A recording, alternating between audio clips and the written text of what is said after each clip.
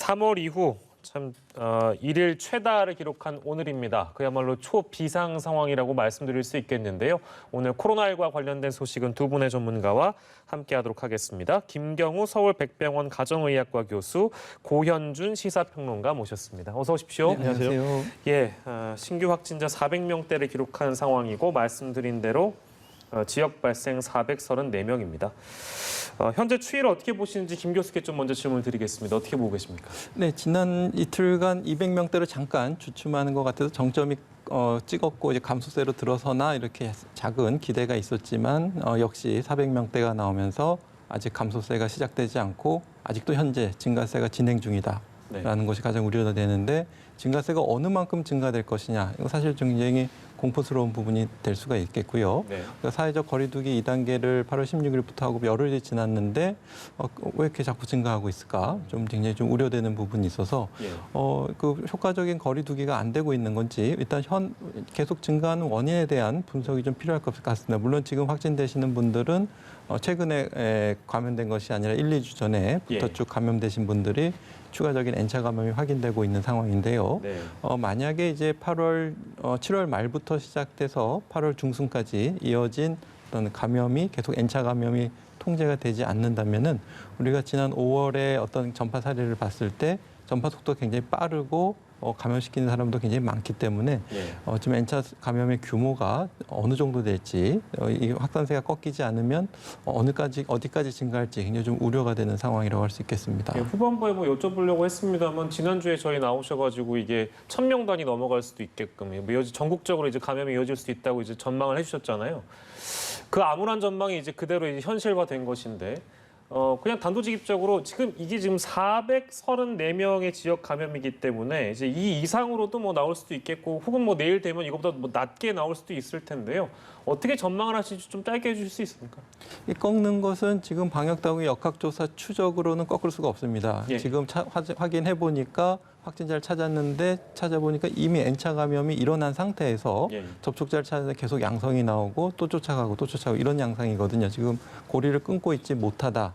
우리가 지난번 이태원 클럽 사례를 봤을 때도 찾았을 땐 이미 전파가 일어난 상태고 상황이 끝난 상태라는 것이 지금 사례에서 계속 보고가 되고 있는데요. 만약에 이제 우리가 이걸 지금 우리가 어떻게 잘 하면서 현재 확산세를 꺾느냐 아니면 지금 하고 있는 2단계 사회적 거리두기가 효과가 없다면 지금도 계속 N차 감염이 일어나고 있다면 지금 이미 1000명이 발생된 것을 우리가 1, 2주 후에 확인하게 될지도 모른다라는 것이 좀 가장 우려되는 부분이 되겠습니다. 예, 알겠습니다. 근데 참 문제는 지금 이런 전국적인 유행이 신천지 대구 경북 중심으로 이제 벌어졌던 그때 상황보다 더 심각하다는 데 있고요.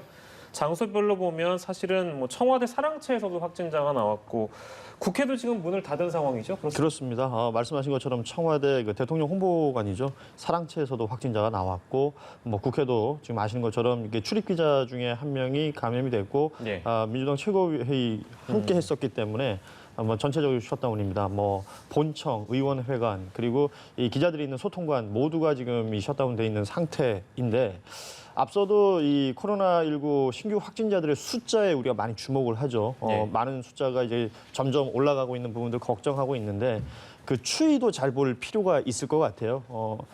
2월, 3월에 있었던 그 신천지 대구교회발 그 당시에도 확진자들이 굉장히 늘어났었는데 역학조사를 하다 보면 결국 한 라인에서 번져나갔던 것들을 확인할 수가 있었거든요. 그런데 지금은 이제 동시다발적이다라는 부분, 전국 곳곳에서 소규모 집단 감염이 펼쳐지고 있고 이게 미용실인 경우도 있고 어디 목욕탕인 경우들도 있고 교회인 경우들도 있고 하나하나 따져보니까 아파트의 한 라인이 그냥 통째로 감염되는 경우들도 있고 지금 여러 곳에서 동시다발 벌어지고 있다는 것이죠. 그리고 또 무엇보다 걱정되는 건 속도입니다. 이게 감염 속도가 워낙 빠르다 보니까 N차 감염이 진행되고 있는데 역학조사하는 속도보다 감염 속도가 더 빠르다 보니까 앞서 우리 김 교수님 말씀해 주셨지만 지금 나와 있는 숫자는 400명대지만 혹시라도 또 시간이 지나다 보면 이미 감염돼 있는 숫자가 1000명 이상일 수도 있는 그러면 우리가 이제 며칠 후에는 1000 단위의 확진자를 또 확인할 수 있는 이런 걱정스러운 상황이 계속해서 이어지고 있는 것이죠. 속도 말씀해 주셨는데 그 N차 전파 확산 속도를 방역 당국이 따라잡지 못하고 있는 사례 중에 이제 언급되고 있는 게 이게 아마 이제 오늘 가장 많이 다뤄질 사례 중에 하나일 것 같습니다. 구로구 아파트하고 금천구 육류 가공 공장인데요. 이거 어떻게 좀 보고 계세요, 교수님? 네, 아무래도 두 군데서 이제 동시에 확진자들이 발생됐고 그 중에 이제 공통으로 근무하시는 분 중에 한 분이 아파트에 사시는 분으로 확인이 됐는데 예. 말씀하신 것처럼 공장에서 감염돼서 가정으로 전파된 건지 예. 아니면 아파트를 통해서 가정 내 전파가 공장으로 퍼진 것인지 이것을 알려면 확진 나오신 수십 명에 대해서 각각에 대해서 역학조사를 해서 증상이 언제 생겼고 그분들의 또 접촉자를 찾아가지고 그로부터 감염이 된 것이 확인해야 되는데 예. 이것이 N차 감염 세대기 2, 3일 내로 빨리 확인하기는 사실 물리적으로도 인력적으로 굉장히 부족한 부분이기 때문에 예. 사실 어디서 N차 감염을 일으킨 N-1차 N-2차 감염원이 있는지 지금 찾기는 굉장히 어려운 상황이고 문제는 이렇게 지금 육류 가공 공장과 아파트에서 확진되신 분들을 중심으로 또 이미 또 N차 감염이 또 일어나고 있기 때문에 예. 지금 접촉자들을 찾아서 차단하고 있지만 계속 양성자가 확인되고 있는 점들이 일단 감염원을 찾기 전에 지금 연결고리를 끊는 작업도 지금 쉽지 않아 보인다 이렇게 보입니다. 예, 어제도 저희가 이제 구로구 아파트의 경우에는 조금 다루긴 했는데 이거 지금 서울시도 원인에 대한 파악이 일단 중요하니까 하수구, 환기구, 승강기 뭐 등등해서 조사 중이라는 얘기잖아요. 교수께서는 어떻게 좀 유추를 해볼 수 있을 거라고 생각하십니까? 네, 그동안은 아파트에서 별로 이렇게 친하지 않은 세대 간의 감염이 좀 보고가 돼서 같이 네. 사용하는 엘리베이터가 원인이 아닐까 이렇게 봤는데 네. 지금 이제 한 라인을 중심으로 일괄적으로 그렇습니다. 감염이 됐다는 건데요. 물론 이제 다른 라인도 감염됐는지 좀 추가적으로 지켜봐야 되지만 만약에 그렇다면은 이쪽 환기구 구조를 또 지금 확인하겠다는 건데요.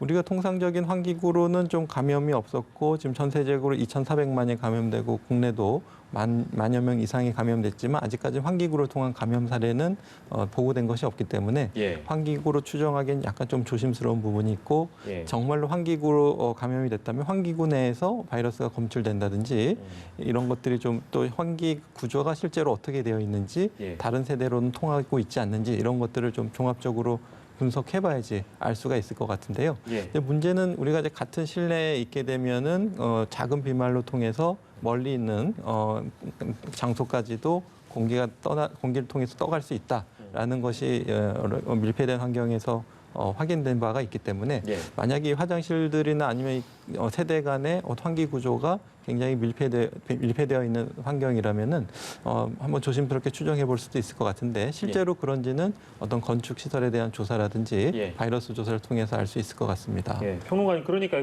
저희 지금 서울시도 이거 조사하려고 건축 전문가, 설비 전문가를 투입했다는 거 아니겠어요? 근데 정황을 보면 여기 지금 밀접 접촉한 정황이 없는데 이 같은 라인에서 어떻게 이렇게 나올 수 있는가라는 일단 의문이 있기 때문에 지금 이런 전문가들을 투입해가지고 좀 더 자세히 들여다보겠다라는 의지인 것 같습니다. 평론가께서는 좀 어떻게 좀 유추해 볼 수 있을까요? 그러니까 결국 그 공기 중에 침방울 이게 지금 중요한 포인트 아니겠어요? 근데 그 침방울이 직접적으로 예.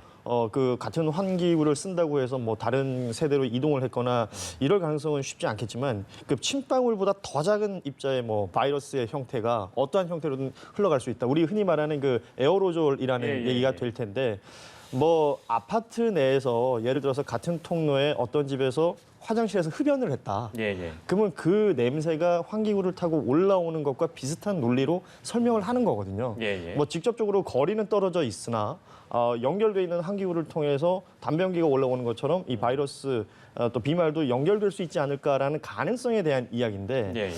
그게 뭐 설비나 건축의 어떤 형태로 그게 막혀 있다든지 단절이 돼 있다든지 이런 부분들이 확인이 된다면 조금 안심할 수 있겠지만 예. 그렇지 않고 모두 연결이 돼 있는 상황이라면 계속해서 이제 걱정은 할 수 있다는 것이죠.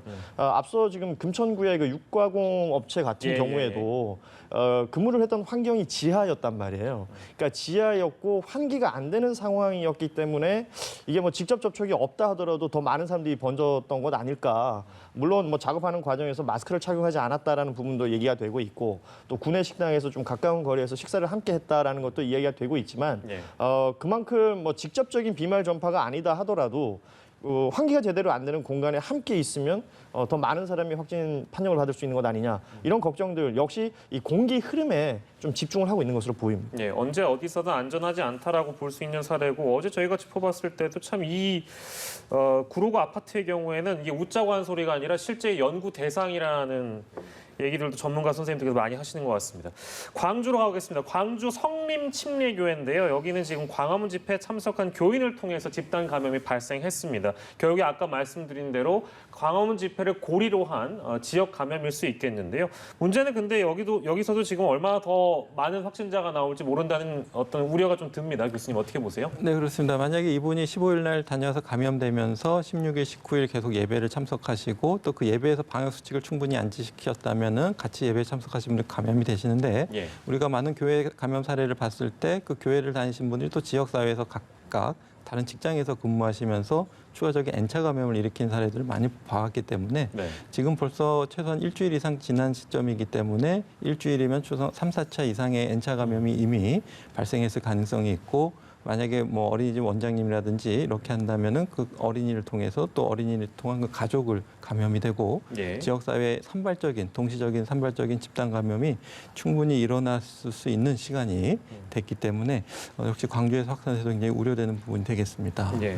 광주는 지금 사회적 거리두기 3단계에 준하는 조치를 지금 광주시장이 네. 행정명령을 통해서 내리는 그런 상황이라서 그만큼 지금 상황이 심각하다고 인식을 하고 있는 것 같고 지금 좀 안타까운 거는 진단검사 받기 전에 지금 9일간의 공백이 있었단 말이에요. 좀 일찍 받았으면 다행일 텐데라는 생각도 물론 듭니다만 어떻게 보셨어요? 그러니까 결국은 본인이 이제 증상을 느꼈을 때 그리고 본인이 이제 광화문 집회 8월 15일 날 다녀왔다는 뭐 사실을 알고 있는 거 아니에요? 네. 이 상황에서 뭐 증상을 느끼고 나서도 바로 진단 검사를 받은 게 아니라 뭐 의료기관을 찾는다든지 약국을 간다든지 또 앞서 얘기하셨지만 이제 교회 예배에 참여한다든지 일반적인 사회생활을 해왔다는 거죠. 그 과정이 무려 9일입니다. 그 9일 사이에 충분히 또 다른 곳에 전파됐을 가능성이 있다라는 건데. 지금 이 광주의 이 교회 같은 경우에는 아직도 그 광화문 집회와 이 교인들 사이에 연결된 사람들 중에 한 40여 명 정도가 소재 파악이 안 되고 있단 말이죠. 예. 그 9일이라는 기간 동안도 걱정할 거리들이 이렇게 많아지는데 아직도 진단 검사를 안 받고 혹은 이 소재 파악이 안 되는 사람들이 40명이 넘게 있다라는 건 그만큼 광주 지역 사회에서는 큰 걱정거리가 될 것이고요. 예. 그러다 보니까 앞서 말씀하신 것처럼 실질적인 3단계에 해당하는 행정명령을 내려서 예. 사람들 모이는 것 막고 또 이 예배에 있어서도 비대면 예배만 허용하는 예. 아주 강력한 조치를 지금 이 광주에서는 하고 있는데 글쎄요 이게 뭐 나의 그 어떤 뭐 사생활인 부분들이 노출되는 게 꺼려지는 부분들이 분명히 있을 거예요. 하지만 그렇다 하더라도 예. 자신만을 생각할 것이 아니라 사회, 이 공동체를 생각한다면 증상을 느낀다면 적어도 또 본인이 어떤 감염 가능성이 있는 공간에 다녀왔다든지 접촉을 했다든지 그런다면 먼저 선행되어야 될 것이 바로 이 진단 검사가 아닐까 생각을 뭐 해봅니다. 사람이니까 겁나고 좀 그럴 두렵다라는 수도 있죠. 심정은 네. 이해할 수 있는데 이걸 만약에 고의로 일부러 연락이 안 된 거나 조사에 불응한다는 거는 아까 대통령 발언처럼 굉장히 비상식적인 일이라는 생각이 좀 듭니다. 광주 얘기 좀 더 더해보면 지금 실내 운동시설에서 이 마스크를 미착용하는 사례가 여전한 것 같습니다. 아마 네. 지금 이거 뭐 광주 포함해서 뭐 전국의 이제 실내 운동시설에 가 보면 이제 일부 네. 어떤 한 개인이 운동을 할 때 마스크를 뭐 이제 턱스크를 쓰시고 운동하신다든지 뭐 이런 사례들이 많기 때문에 이거 어떻게 막아야 되나 좀 걱정이긴 해요. 이게 막는다는 게 어떤 개인의 판단과 네. 개인의 이제 결정에 따른 행동으로 옮겨지는 게 중요한 건데요. 뭐 예컨대 어떤 행동 지침이 있을 수는 없습니다. 마스크를 착용해야 된다는 건 우리 이미 다 알고 있는 사실인데 특히 운동을 하면서 마스크 착용한다는 건 굉장히 쉽지가 않아요. 네네. 저도 라디오 프로그램 진행할 때 라디오 프로그램 진행을 하는데 마스크를 착용하고 진행을 하고 있거든요. 예. 말하는 것만 해도 숨차고 힘들어요. 그런데 운동을 하면서 마스크를 착용한다는 건 쉽지 않은데 예. 충분히 이해는 합니다만 그렇지만 이 실내 체육 시설이라는 게 여러 사람이 모이는 곳이고요. 네네. 내가 사용했던 집기류를 또 누군가가 사용할 수도 있는 것이고 예. 전파될 수 있는 가능성이 충분히 있는 곳이란 말이죠. 마스크 착용 우선적으로 해야 되겠고 생활체육 시설을 찾으시는 분들이 또 혼자서 운동하시는 것보다 뭐 동호회 활동이라든지 여러 명 모여서 하는 운동들도 있잖아요. 예. 이런 곳에서 전파되는 케이스들을 우리가 봐왔기 때문에 뭐 운동 자체를 하지 말라라고 말하는 건 어렵겠습니다만 예. 운동을 하면서도 지킬 수 있는 방역 수칙들은 반드시 좀 지켜줘야 되겠다라는 생각이 들고 뭐 앞서 광주가 이제 3단계에 준하는 행정명령을 내렸다는 부분에 종교시설에 대한 부분도 있지만 이 네. 생활체육시설들에 대한 부분도 있거든요. 뭐 체육관, 이 생활체육시설, 생활체육동호회 예. 이런 활동들도 다 자제하는 부분들이 있기 때문에 좀 참고를 하셨으면 좋겠습니다. 예, 알겠습니다. 광주에서도 이런 이제 사례들이 있고 앞서서는 성림 침례교회 사례, 광화문 집회발 지역 감염이 있고요. 인천에서는 주님의 교회와 관련된 확진자만 지금 32명이 나와서 역시 인천도 비상이 걸린 상황이다 정도까지 저희가 지역 사례는 언급을 해드렸고, 자 그리고 병상 확보 이거 제대로 되고 있는가 좀 걱정인데요. 김경호 교수님, 이 병상 확보에 대한 그 어떤 걱정이나 이런 부분은 뭐 이제 확진자가 늘어나면 당연히 뒤따르는 그런 부분인데 어떻게 좀 보고 계세요? 괜찮습니까 이대로?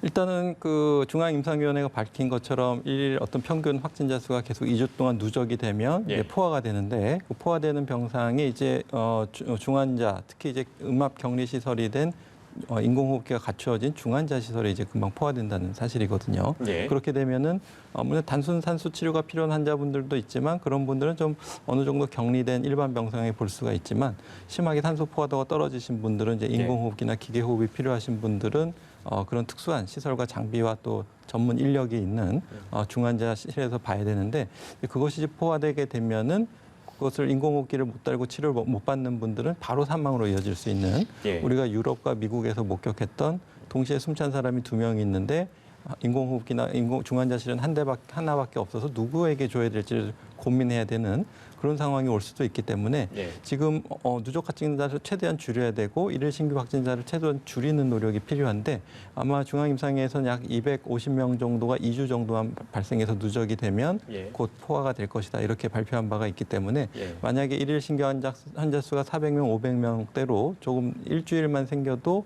금방 포화될 위험이 높기 때문에 지금 확산세를 꺾지 않으면 우리가 목격했던 해외에서의 그런 비극이 우리나라에서도 충분히 일어날 가능성이 있겠습니다. 예, 뭐 중환자 병상도 포함해서 뭐 생활치료센터 아무튼 이 병상 확보 시설 부족의 문제는 이 확진자 규모가 커질 때마다 늘 거론이 됐던 부분인 것 같습니다. 조금 한시바삐 마련을 해서 아까 말씀하신 그런 불상사는 없으면 좋겠고요.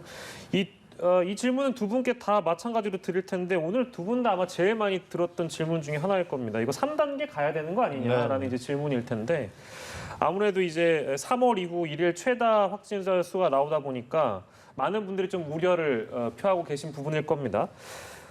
단도직입적으로 이 3단계 가야 됩니까? 어떻게 보세요? 결국은 이 확진자 추이를 보는 것 그리고 지금 이 사회적 거리두기 단계를 높이는 것과 함께 연동돼서 생각하는 게 지금 경제란 말이에요. 네네. 3단계로 가면 정말 심각한 상황이 벌어지고 경제는 큰 타격을 입을 수밖에 없다라고 얘기하는데 여기서 우선순위를 어떻게 둘 것이냐는 문장을 만들어 보면 알 수 있을 것 같아요.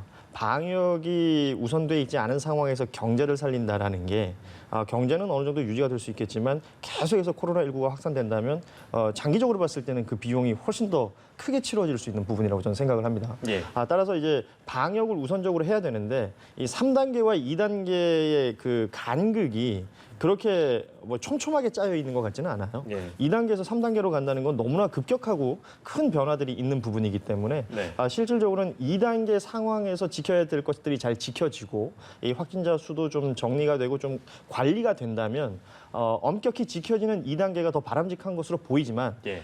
그럼에도 불구하고 확진자 수가 계속 늘고 뭐 전국적으로 이제 집단적인 소규모 감염이 계속 는다면 예. 결국은 3단계까지도 생각해 봐야 되는 것 아닌가 저는 개인적으로 그렇게 생각을 합니다. 예, 근데 뭐 일각에서는 뭐 이런 얘기도 하는 것 같아요. 그러니까 이게 3단계가 너무 극단적이고 아까 짚어주신 경제적 타격이 엄청 크다 보니까 자영업자들의 비율이 우리나라 워낙에 높다 보니까 이거 3단계로 가면 사실 우리 다 망하는 거다라고 이제 얘기하시는 그런 사장님들이 워낙에 많이 계세요. 그렇다 보니까 그러니까 만들 때 이걸 1, 2, 3단계로 나눌 게 아니라 1, 2, 3, 4, 5단계, 뭐 0.5단계 뭐 이런 식으로 좀 촘촘하게 세부적으로 만들지 이걸 너무 극단적으로 분리해놨다라는 지적이 있더라고요. 그건 어떻게 좀 보세요, 교수님?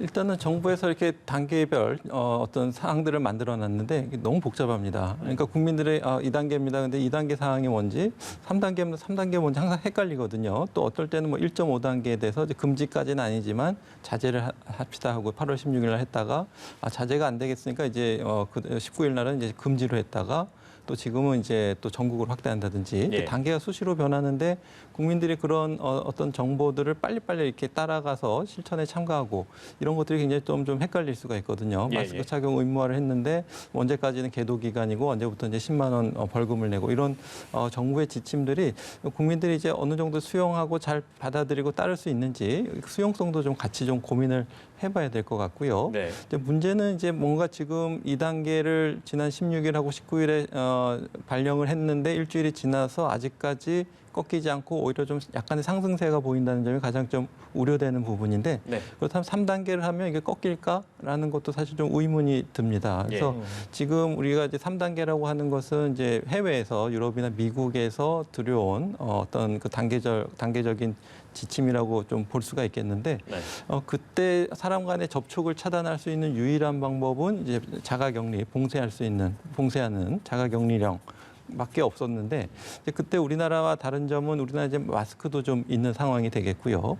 이제 3단계가 됐을 때 이제 10인 이상의 모임은 제한하기 때문에 네. 10인 이하의 모임에서 충분히 또 전파가 될 수가 있고 또 우리가 2단계를 발령했지만 지침을 안 지키시고 계속 몰래 만나시고 이러한 방역 당국의 어떤 감시가 닿지 않는 곳에선 계속 방역수칙 준수를 소홀히 하시면서 전파가 계속 일어나고 있거든요. 예. 그렇기 때문에 우리가 3단계를 한다고 해도 이것이 얼마나 실효성이 있을 것인가, 실효성 없이 오히려 부작용만 더 키우는 예. 부분은 없는지 이것도 한번 좀 살펴봐야 될 필요가 있을 것 같은데요. 예. 뭔가 방역 정책을 할 때 충분한 근거, 그것이 우리나라에 맞는 정책이 될지 이걸 또 좀 고민해봐야 될 것 같고 그런 면에서 이제 2단계를 하면서 마스크 착용 의무화를 하는 것은 미국이나 유럽에서 하지 못했던 그러니까 마스크를 착용하세요 해도 마스크가 없는데 어떻게 쓰냐고 하는 것 때문에 이제 강하게 권고하기는 어렵지만 우리나라에서는 마스크 착용 의무화를 마스크를 이제 지금 쉽게 구하실 수가 있기 때문에 수용 가능한 정책이 될 수가 있겠고요. 또 하나는 이제 밀폐된 이제 스타벅스, 카페 이런 사례를 봤을 때 또 환기에 대한 규정도 조금 강하게 만들어서 강제적으로 환기를 시킨다든지 아니면 실내에서 특히 마스크를 벗고 밀폐된 데서 카페나 뭐 음식을 드시는 이런 것들을 좀 보다 조금 더 강력하게 차단하는 것들이 좀 필요하지 않을까. 그러니까 식사할 때만 마스크를 벗고 대화할 때 마스크를 쓰세요. 이렇게 하는 것이 그것보다 조금 더 강한 정책이나 권고가 좀 필요할 것으로 생각이 됩니다. 네, 마지막으로 마스크 얘기도 해주셨어요. 이거를 이제 평론가께 이렇게 질문드리고 싶은데 3단계로 격상하는 건 너무 이제 극단적이니까 그렇죠. 지금 이제 대중적인 어떤 공감이 어느 정도 서 있는 그런 사안들, 그러니까 우리가 일찍이 지금 경험했던 예를 들면 집회에 대한 우려, 대면 예배에 대한 우려 이런 것들을 좀 더 강하게 쪼이고 아까 마스크에 대한 부분만 확실하게 고지시킨다면 굳이 3단계까지 가지 않아도 확산세 관리가 가능할 것이다라는 얘기도 있는 것 같더라고요. 네. 그 부분은 어떻게 보시는지? 그러니까 지금 말씀해 주신 그 바로 관리라는 표현에 좀 주목을 할 필요가 있을 것 같습니다. 그리고 방역 당국은 이제 메시지를 좀 선명하게 내줄 필요가 있죠.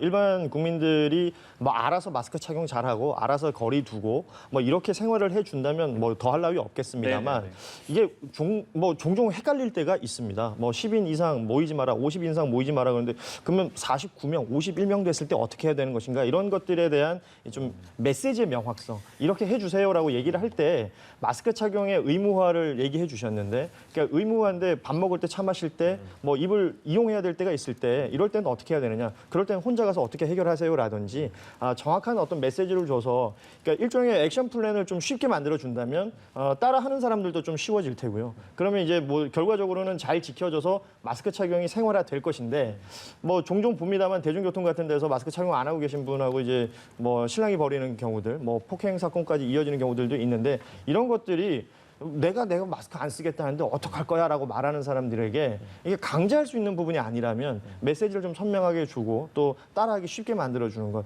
우리 이제 모든 국민들이 알아요. 마스크 써야 된다는 거, 손 씻기 잘해야 된다는 것 아는데 이런 것들이 각각의 케이스에 좀 더 구체적으로 디테일하게 얘기가 되어진다면 좀 낫지 않을까라는 생각을 해보게 되고 그 무엇보다 이제 메시지 관리에 대한 부분이 있고요. 또 이 위기 관리에 대한 부분도 있는 거죠. 그랬으면 문제가 생겼을 경우에는 어떡할 것이냐. 그럼 주변에 계신 분들이 좀 지적을 하거나 신고를 했을 때 바로 조치가 취해진다든지 이런 것들도 조금은 적극적으로 생각해 볼 필요가 있지 않을까 생각을 해봅니다. 거리두기 단계 상향에 대한 부분 저희가 짚어봤고 이제 마지막 주제는 오늘 아마 가장 많이 거론된 주제이기도 합니다.